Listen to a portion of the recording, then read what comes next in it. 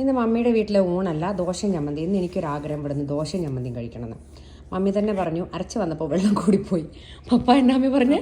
ചമ്മന്തി കൈവിട്ട് പോയത്. വല്ല പിടിച്ചെടുത്ത് നിൽക്കുന്നില്ല. പിടിച്ചെടുത്ത് നിൽക്കുന്നില്ലെന്ന്. അത് കാരണം പപ്പായ്ക്ക് ചമ്മന്തി എങ്ങനെയാ കൂട്ടണ്ടെന്ന് അറിയത്തില്ല, എവിടെ ഒഴിക്കണമെന്ന്. കാരണം മുക്കിയ ദോശ പിടിക്കണം.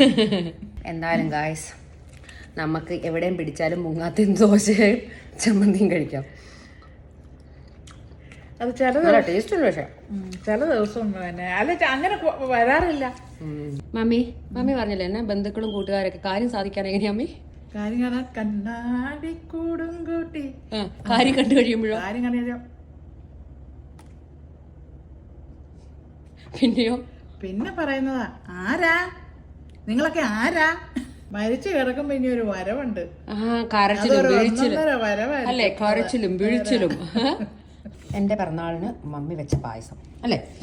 കഴിച്ച പാത്രത്തിൽ അത് എടുത്തിട്ട് എന്ത് ചെയ്യണം? ഇതിനകത്തൊരു പപ്പടം വേണം. പപ്പടം ഇവിടെ മേടിച്ചിട്ട് കുറെ കാലമായി, പക്ഷെ പപ്പടം മേടിക്കണം. അപ്പൊ എല്ലാവർക്കും നല്ലൊരു ദിവസം. അവിടെ ഏവ പറയണ പോലെ മമ്മീനെ കൊണ്ട് പറയിപ്പിക്കാം.